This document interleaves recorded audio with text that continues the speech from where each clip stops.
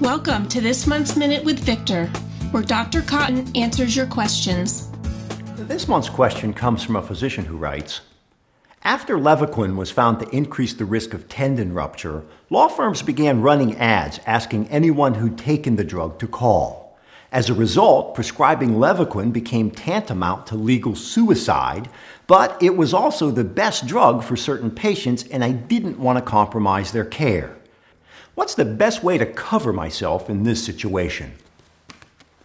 The most important thing to recognize here is that these lawyers are not after you. Their strategy is to assemble a group of patients, a class, and then file one big lawsuit, a class action lawsuit, against the company that makes this drug. And I don't know whether they have a viable case, but it doesn't matter to us because the legal issue here is products liability, and it targets manufacturers, not physicians.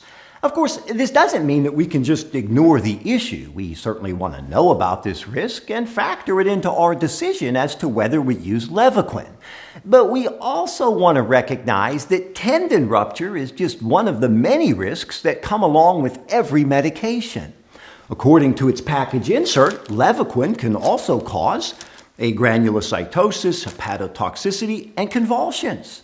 I've got another antibiotic here, but it's got problems as well. Arrhythmia, kidney failure, thrombocytopenia. There's no tendon rupture, but it can cause blindness, which is probably worse.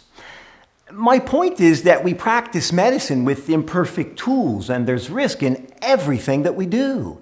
We're not responsible for the fact that drugs have risks. We're simply required to know those risks and do our best to minimize their impact. In terms of how you cover yourself in situations like this, I'd start by ignoring these lawyer ads because they're not after you. Then, and most importantly, I practice medicine the way it should be practiced, doing whatever seems best for each and every patient. Of course, that's the same answer I give to almost every question. Thanks again for listening.